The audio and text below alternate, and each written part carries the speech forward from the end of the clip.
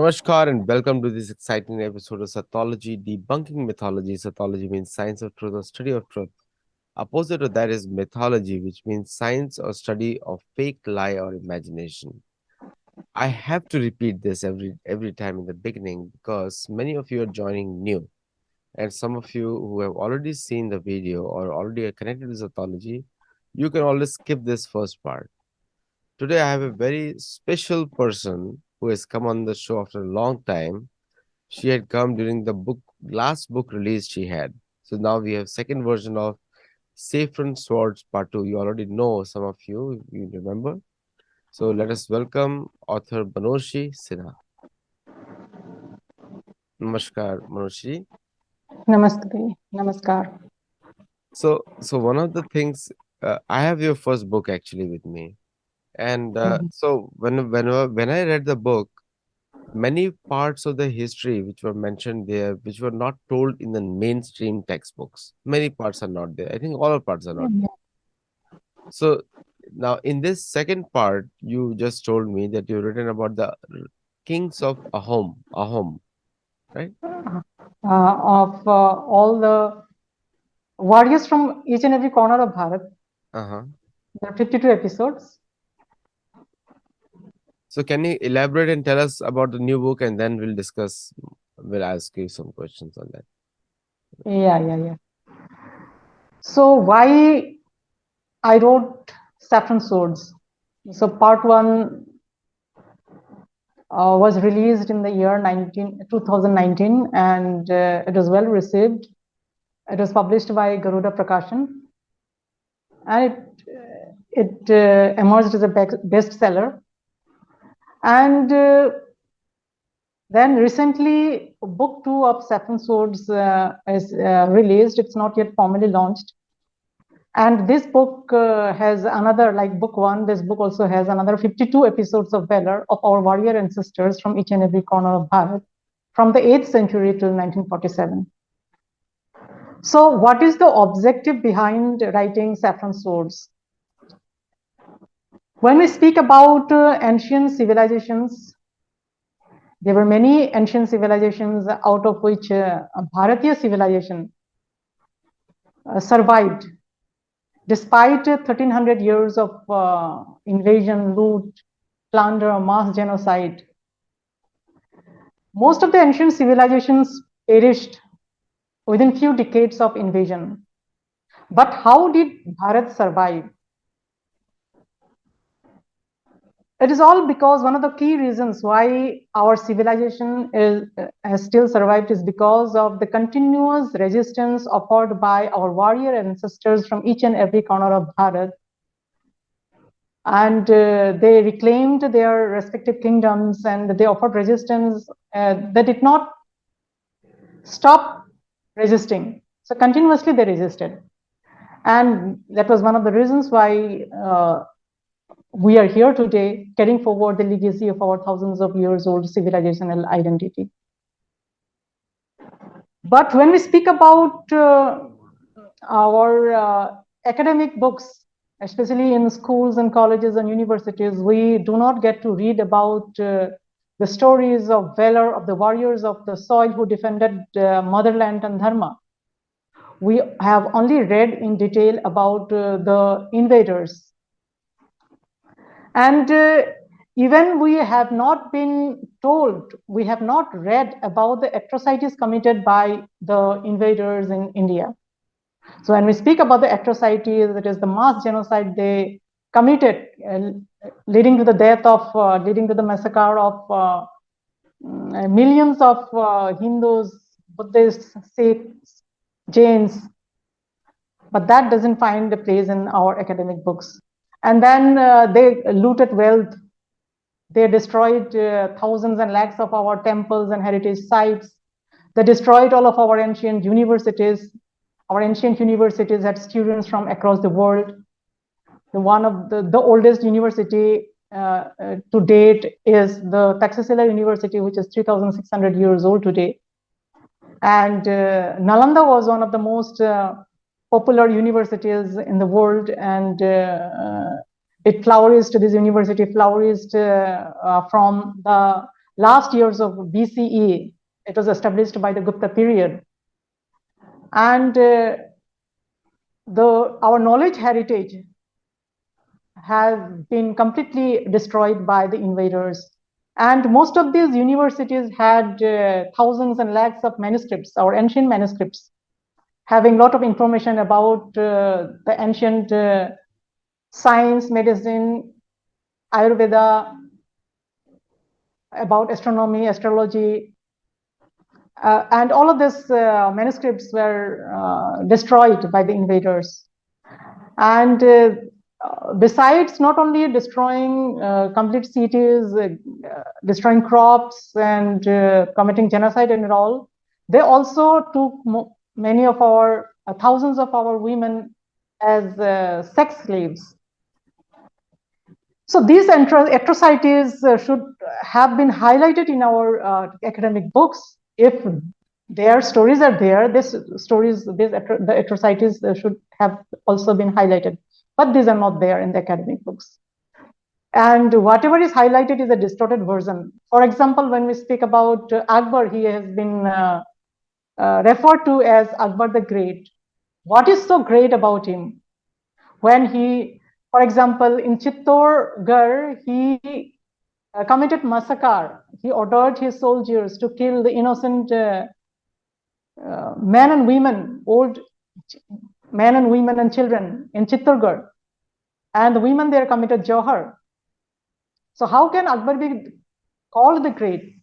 Why is this distorted narrative there? So what if you are describing, if the books are describing about the invaders, everything about them should have been described as well too. But only a one-sided narrative has been portrayed. And when we speak about the warriors of the soil who offered continued resistance for about a period of 1300 years, their stories of valor are completely ignored in the academic books. And why are their stories ignored? That means after India gained independence, after 1947, the syllabus that has been, the educational syllabus designed, have been deliberately designed for not including the stories of resistance offered by the warriors of the soil and the atrocities committed by the invaders. So what is the result of reading about the invaders all of these years in the last 70 plus years? So we can easily say who Akbar is. We can describe in detail who Akbar is. We can describe in detail who Mahmud Ghazni is, who Qutbuddin Aibak is, who Aurangzeb is, who Babur is, who Lord Dalhousie is, who Robert Clive is, who Queen Victoria is. So we can describe in detail about all of these invaders. But when we say who Raja Sandhya is, who Raja Prithu is, who Rani Bhavashankari is, who Kapaya Nayaka is, who Kuili is, no one can tell. Even during my tour across the country, delivering talks about our warrior ancestors, amongst the audience, no one could tell about the warriors, even for the warriors from their own states, respective states. So that is the irony that is Bharat. In Bharat, we know only about the invaders and not about the warriors who defended Dharma in motherland. And so hence the objective behind writing Saffron Swords is portraying the valor of our warrior ancestors in a series of volumes. So volume 1 and volume 2 is already, both parts are already there, and I'm looking forward to writing more stories of valor, covering them in more upcoming volumes. So as long as I breathe, I will be continuously writing, and let's see how many more volumes come up. So these are a lot of research goes into the making of Saffron Swords. So it is not only reading books, all the literary sources available, right from the whatever ancient medieval records are there, we go through that. We also go through inscriptional records, because through inscriptions also we get to know a lot about our warriors. And besides that, we also visit historical sites. We have been doing that since the last 14 plus years.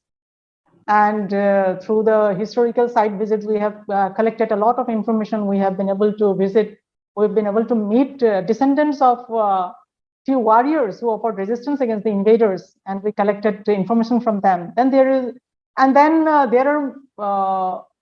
there is this historical folklore, because all the historical records, all the stories of valor are not documented in books, in book forms. So these are available as oral history, and the oral history is passed down from one generation to another. And that's how the local history of each region has been preserved. And we happen to meet many of these people who narrated to us about the oral, about the history of the local history of the particular regions. And so the Saffron Swords has a bibliography section where all the literary references are mentioned there. So that's the main objective behind writing of Saffron Swords. And it is high time that the academics, the government should include the stories of valor, and they should not portray this one-sided narrative, because history should be portrayed as it is, because history is truth. It is all truth about the past, and it should be neither distorted nor should be a myth, as you have your channel is Sattology. It's Satya, truth, describes truth, portrays truth. So history should be like that. There should be no distortions, no myths surrounding the portrayal of any story described in the books. And another thing is, during the last 10 plus years, there has been a renaissance being noticed, not only India, but across the world. And there have been many researchers who have come up with their research works, not only on ancient India, but also about the warriors of the soil. So there are blog articles, there are books, and there have been platforms in social media and YouTube channels like Sattology that bring these stories of valor, these unsung stories of valor to the readers and the audience, to the viewers. Yeah, Adityaji. So one of the things which really comes to the mind is, like, we have been regularly told that we have not never attacked anyone in our history, 1,000-year history. We have never attacked anyone. And is it a very proud story to say? And because now we are seeing references, we are seeing the reference of Subhash Chandra Bose, Indian National Army, and it was I think it was Mountbatten who said it was a fear of Indian National Army because they were recruiting, they're looting all the treasury, they're looting all the arms depots, and they were gradually, the Indian Navy had at that time, British Navy had revolted. So they were scared that their officers won't be safe now, no, any longer in India. And that's why they thought that it's better to leave India as soon as possible. And they made a deal with Mahatma Gandhi and Jawaharlal Nehru, and they left. So this is the version which is now coming out in public. So Yeah. So we have all read about the 1857 War of Independence. There was widespread revolt by the sepoys who were working under the British, and then this Royal Navy mutiny happened, and not only sepoys from the army, but also navy officials and the naval soldiers, and they all came out to the streets to revolt against the British. And the British thought that there will be another 1857 type of revolt, and if this happens, all the Britishers will be slaughtered, and they won't be able to go back to their homeland alive. So that was the reason they were in a hurry, and they left India, Bharat. And before going, they did the partition, leading to the death of millions of our countrymen. Had it not done in a hurry, and had the leaders, the mass leaders during that time, had they followed some steps so that without any casualties, the population in India and Pakistan, they're exchanged without any casualties. That could have been done, but as it was done in a hurry and suddenly it was announced, and then the massacre had to happen. It's very funny that British or all the European powers, they have only left when they were threatened with an armed response. Like otherwise they would not never leave. And unfortunately, the British, they are told that they gifted the freedom to India because they thought it was moral. This is what the British textbooks say. They don't say Indian freedom struggle. They don't say what they did in India. They don't mention anything about the atrocities they did on India. They teach the British people that they were good for India. They united India. United India was divided. Actually, you are right in this, because in British records we hardly find stories of valor by the thousands of our freedom fighters from each and Why every will they? corner of the Why will country. they? Will they do Yeah, it? They will never do it. and similarly, even when we read Muslim records, except a few stories of resistance, they have hardly described about the defeats they encountered in battle against the native warriors of the soil. So even in Muslim records, historical records, we hardly get to read about the braveries of the Indian warriors. I mean, Jahangir was the one who invited the Dutch East India Company, and he was giving away all the wealth from Bengal through Bengal to all the Dutch East India Company. And later on, when they became English East India Company, then most of the Muslim rulers actually cooperated with the British, and they Yes, gave yes, yes. whatever they wanted to do. So the real pain of the invasion by either the Islamic or as in the British was faced by the Hindus, because they were the major they were the major economic powerhouse. They were the one, Hmm. their goods were being sold, so they're looking for the best value. So this is the main reason why they were revolting, and because their revenues were declining. So Yeah, yeah, go ahead, please. Yeah. yeah, and there is another false narrative that the British saved India from Mughals. Again, that is a myth. It was the Marathas. They ended the rule of the Mughals, not the British. True. It was Marathas who ended the rule of the British, Uh, of the uh, Mughals. uh, That's right. yeah, yeah, And the Mughals were mostly in their forts. They could not come out of the forts because most of their armies were Hindus, and were employed by them. 90% were the Hindus and 10% were Mughals. Now, if you look at the Islamic historians, sometimes they say they had a major role in the freedom movement of India. I mean, they had a major role in partition, and that too they fooled, emotionally fooled, because there was no census. So neither the Mahatma Gandhi could understand what they're talking about, nor the Jinnah was sick.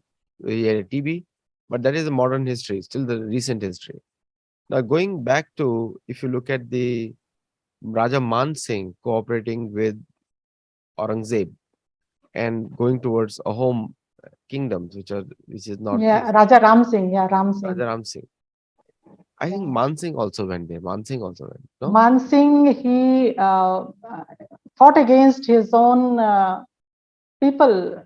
That is the uh, Rana Pratap in the Battle of Haldigati. Hmm. So Man Singh was there. He fought under the Mughals against Rana Pratap in Haldigati battle, Mhm. and he also led many more battles in commanding as commander of the Mughals, not only in Rajasthan but also Bengal, Bihar, Orissa. And Ram Singh was the one who was the commander of the Mughals in their expedition against the Ahums of Assam. And they were well equipped when they attacked Assam. They were very well equipped. They went with many war boats. They had 1,000 cannons with them. They had guns. They had all the modern weaponry they took to uh, Assam, but they failed. It is all because of the strong resistance offered by Lachit Barphukan, the commander of the Ahom army. And he was ill. He was not well during the time when the Mughals attacked. But still he managed, and he offered a very stiff resistance, and he emerged victorious. And Ram Singh, that is the Mughals, despite having a huge army and despite having very good weapons, cavalry, foot soldiers, horsemen, yet they couldn't.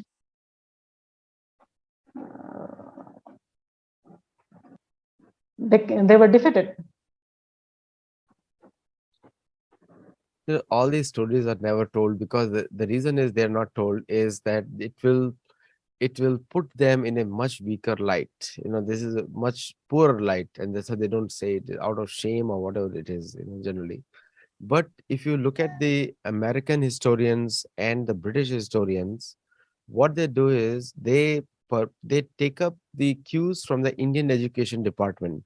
Now there is a lot of correction is going on in the American and British media in the education system. This is the time for the Indian Education Ministry to put these stories out and say this is a well researched material and please include these. Otherwise, we won't recognize what you teach. We can ask them. I live here, I know how it works here. They're waiting for the Indian Education Department to raise objections. I'll tell you one example. The Vietnam War, which was being taught in USA as a great war against the communist North.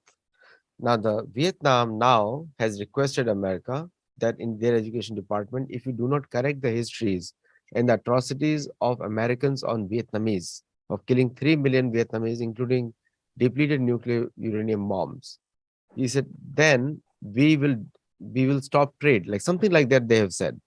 And within last year, 1 year, the entire syllabus has been changed in the campus. This is how it works. So Yeah, yeah. if the Indian government has the courage to do that, they come out of the secular disease they have, they can easily change that. Yes, yes, definitely. In fact, you won't be portraying lies. You will be portraying truth only.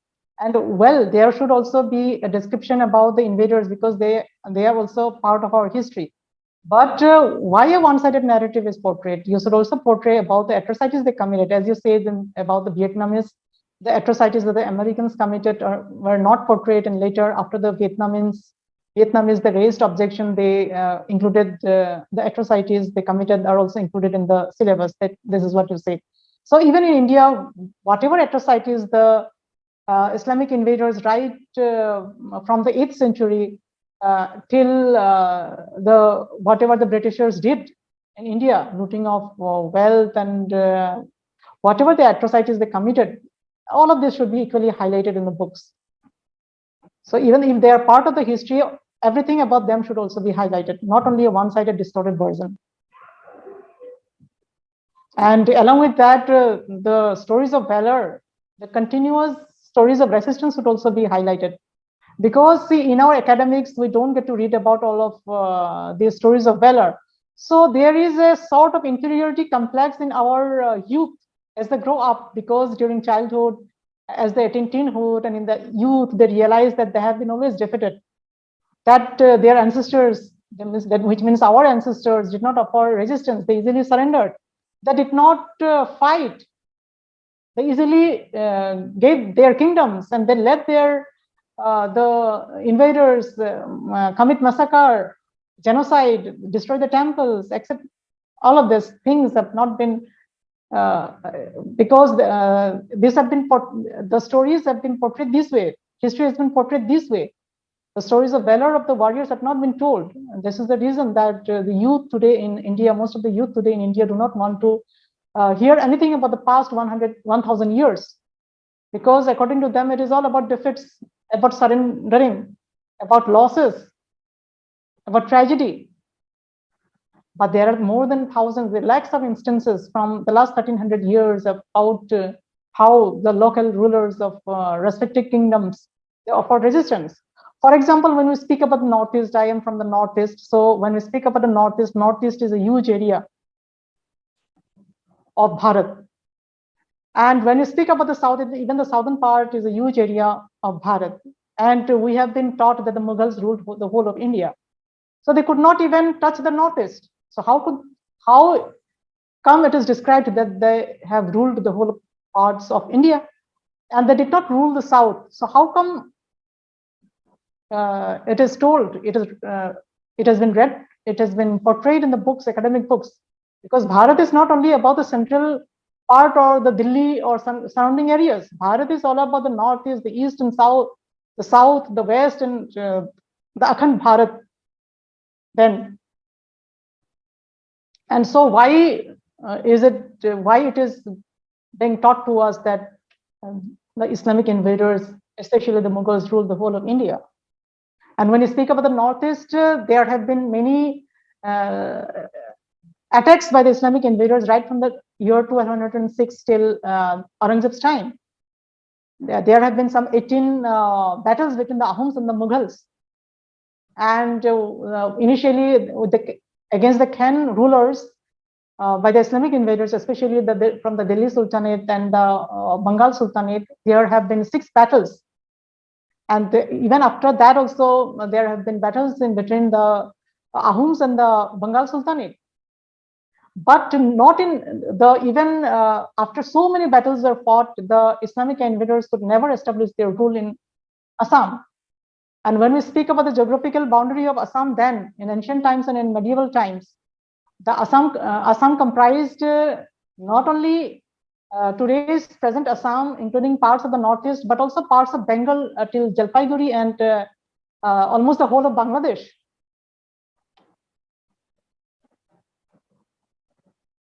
You see, if you look at the American history, then since World War II, they have not won any major war. Any major war. Iraq War 91, which was fought there, was a coalition of 28 countries.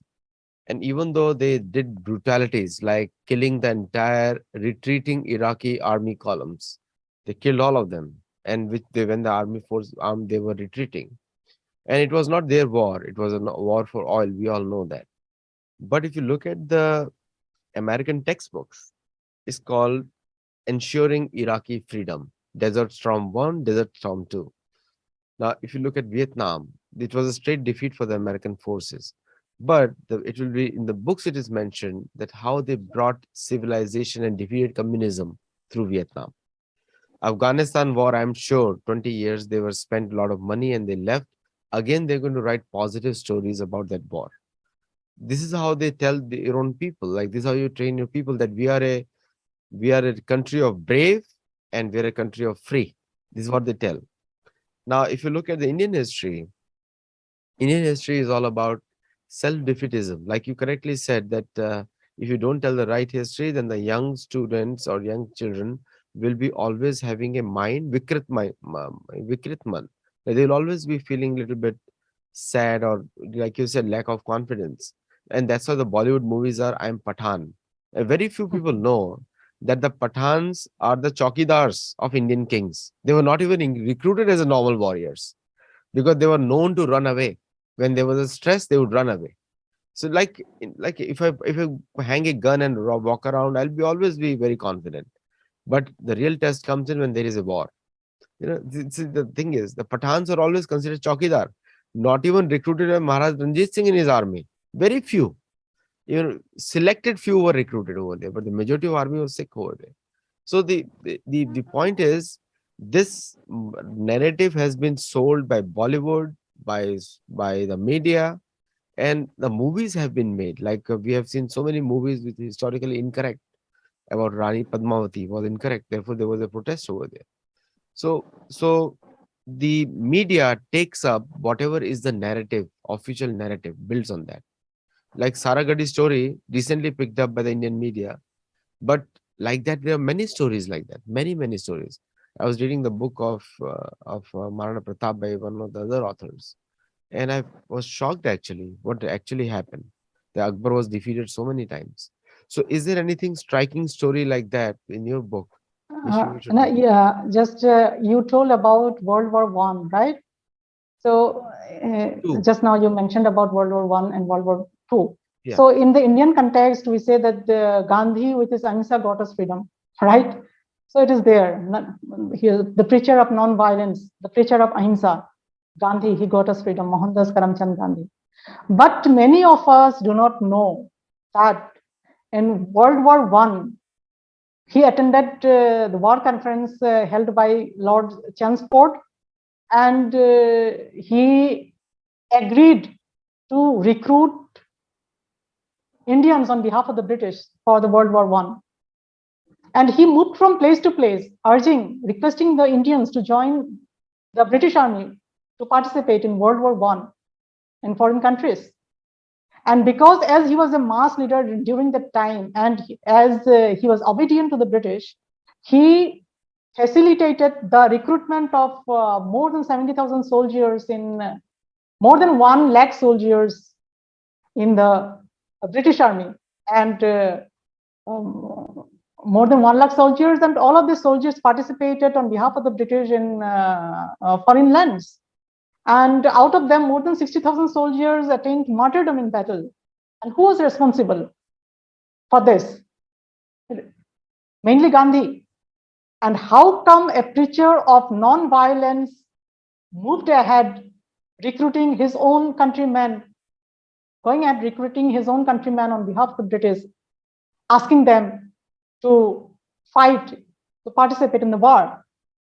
If he had been a true preacher of non-violence, he would have never done that.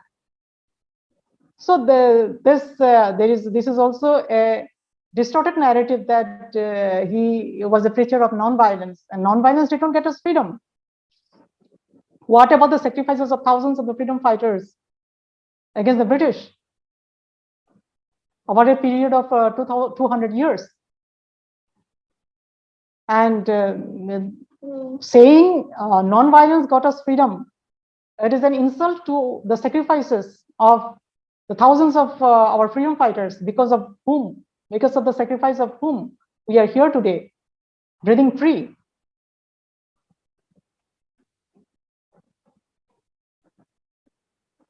See, Yeah.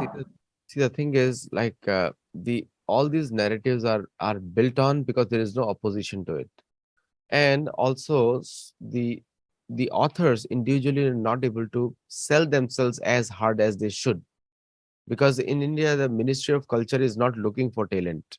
You have to apply for being recognized. Like in USA, they're always looking for talent. Like the Secretary of Culture here, they go out to see who is a new author, and then they publish them, because there hardly anybody writing in the US. Anyone. Recently, the Indian authors have come up, which we are writing it and we are getting noticed by the government. So I know how it works. My books have been invited to be kept in the libraries now, and I also have to do my part by filling an application. But there is no such thing in India. You are, even a small ordinary writer. I can name many of them, but I won't do that on the channel. I can name many of them. They have very mediocre books, no facts. It's about his version. I think like this, I am doing thing, is opinions after opinions, but they are included as a textbook for the campus as a recommended reading material. See, in India, you're working very hard, and many other authors like you're working very hard, specifically in this niche area. And I don't think anyone is working in any area where you are working. But the government comes out and promotes you, and this I'm talking about USA, which is supposed to be a religiously neutral constitution, and they do that. So the problem is, like, when you do not identify your Shrestha in Bhagavad Gita, Yede Dajati Shreshthas, then somebody else is going to appoint it. So if Indian government doesn't focus on, and I really like the speech of Narendra Modi this time, where he said even the small hints of colonization must be removed. It's seen and removed. That's what he said for the Indian Navy flag also. He changed it. Now it's time, if you do not challenge, or if you do not appoint your own Shrestha, like the new authors coming up, then somebody else is going to appoint it. Bollywood is going to appoint it. And then somebody will be dancing around trees and romanticizing because they need to sell tickets over there.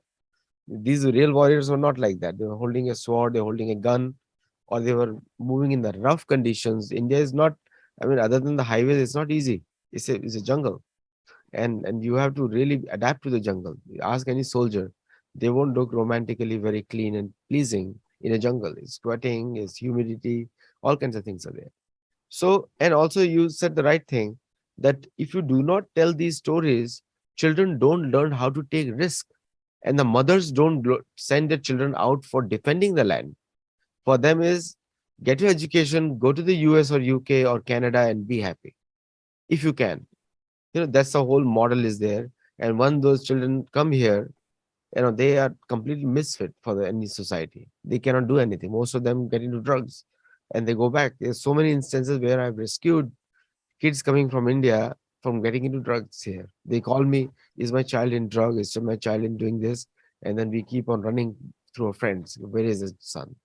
So, so you're absolutely right. Would you like to add something to it? What I said? Yeah, yeah. And then it is the utter responsibility of the parents to nurture their children to be responsible, not only to be responsible citizens, but also to be grounded to their cultural roots. For example, in my, like to give my example. So we are six siblings. I am the eldest, and we are five sisters and one brother. And we have been raised in such a way that we not only went to the best school in the town, but we are also taught about our culture right from our childhood. We have been nurtured in such a way that we know about our culture. We have this love for our culture and heritage and history. And my father used to narrate stories of valor of our warrior ancestors when I was a child. I used to narrate, I used to recite poems, uh, patriotic poems, even before going to school. It is not like other children learning Twinkle, Twinkle, Little Star and rhymes that were usually taught in pre-nursery schools and then upper KG, lower KGs. But I did not learn Twinkle, Twinkle, Little Star. I learned some patriotic songs like Khudiram Bose. He was hanged at the age of 18, and there was a song pertaining to him. The lyrics were by Pitambar Das. He wrote this on behalf of, he composed that on behalf of Khudiram Bose. The lines goes like this: Ek bar biday de na ma ghure aasi.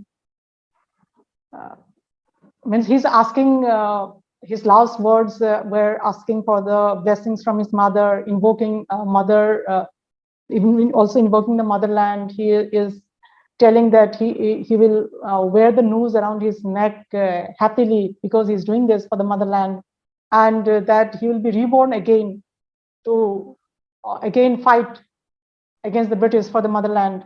And he also said that like in the lines, it is also mentioned that if he were to be, he will be reborn at his maternal aunt's place, and as a proof, if they find a sign in the neck, they should assume that it is Khudiram Bose, he is Khudiram Bose reborn to again fight against the British. So that is, it is in Bengali, and I used to recite even before going to school this poem.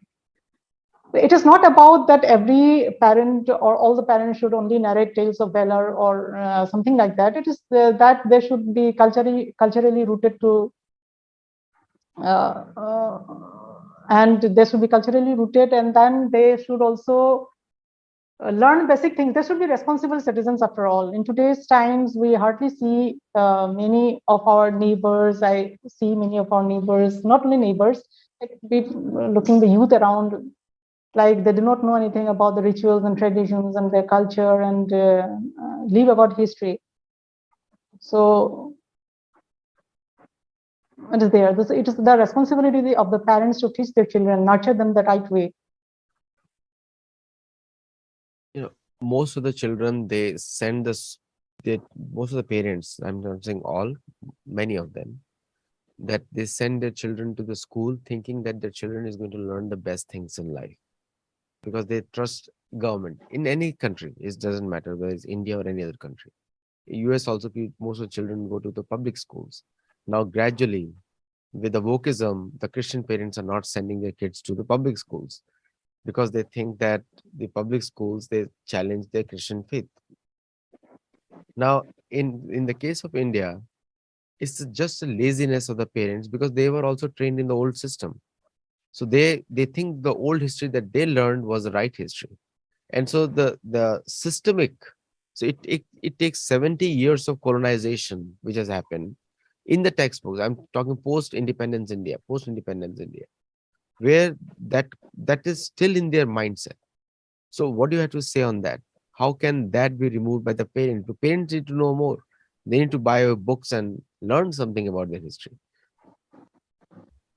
Yeah, yeah. In today's times, there are so many. There are so many sources available. The books are there. Then several YouTube channels. So many YouTube channels are presenting facts about the history of the country. Then there are books. There are blogs, and there are a lot of information coming out. The truth is now coming out. So they should also get acquainted with all of these facts, and then they should tell their children. For example, I know many parents who not only have bought saffron swords for their children, but have also bought sets of books, 10 to 50, and for distributing it in the distributing those books to the children and the youth in the neighborhood. And one gentleman, I won't mention his name, he donated around 200 books of saffron swords. He got these books distributed to children. And recently, Rachana Naiduji, she bought 30 copies of saffron swords to be distributed in libraries, in schools of Chhattisgarh.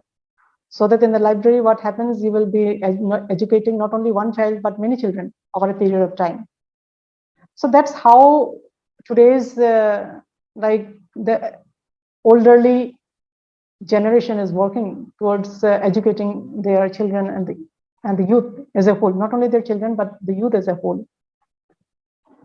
So such gestures should be there. It is not that you should only buy saffron swords. There are so many books available today, written after a lot of research. It is not only about the medieval period, but also about the ancient period. So get these books, and you can get the children and the children of the neighborhood read this and get to know about the past, the glorious past, not only from the medieval period, but also from the ancient period. Thank you so much, Manoshi, coming on the show and sharing your thoughts on the second book of Saffron Swords. Go check it out. It's a wonderful cover. The first one I've seen, the second one is going to come out. So Yeah, please, the second, I would like to name a few warriors that I've covered in part 2 of Saffron Swords. It's Kurma Devi. She fought against Kutubuddin Aibak in battle, and she wounded him, almost killing him. Then there is the story of Rani Bhavasankari from Bhurishrestha of Bengal, who defeated the Pathans thrice. And there is the story of Velu Nachiyar, who happens to be the first woman in the history of India to defeat the British in battle. And there is the story of Dahir's resistance to the Arabs, and how his 2 daughters facilitated the death of Muhammad bin Qasim. And this book also mentions about the Johar of 712 CE. We all know that Johar started in Rajasthan, but it actually started in Sindh in 712 CE. And Johar was not only practiced in Sindh and Rajasthan, but also in Madhya Pradesh, Bengal, Karnataka. And then there is the story of Haipo Jadonang. He's from Nagaland, and he was hanged at the age of 26 by the British for fighting, for raising an army and fighting against the British. Then there is this story of Pajasi Raja, who resisted the troops of Hyder Ali, Tipu Sultan, and the British. And there is this story of Samgrama Raja of Kashmir, who resisted the attacks of Mahmud of Ghazni. Then we all know about the Kashi Vishwanath temple that was destroyed by Aurangzeb in 1669. There was one battle between Aurangzeb's forces and Naga Sadhus in the year 1664. The Naga Sadhus emerged victorious, and they defended and protected Kashi Vishwanath temple. It was only 4 years later that Aurangzeb again sent his forces to destroy the temple. And the Naga sadhus, in these two battles, more than 40,000 Naga sadhus, they attained Virgati in the battlefield, trying to defend the temple. And there is this story of Danti Durga, Rashtrakuta prince who defeated the Arabs in the 8th century. And there are stories of Bhama Saha who helped Maharana Pratap maintain his army. Bhama Saha gave almost all of his wealth to Maharana Pratap, because after the battle of Haldigati, he had no money. He was penniless.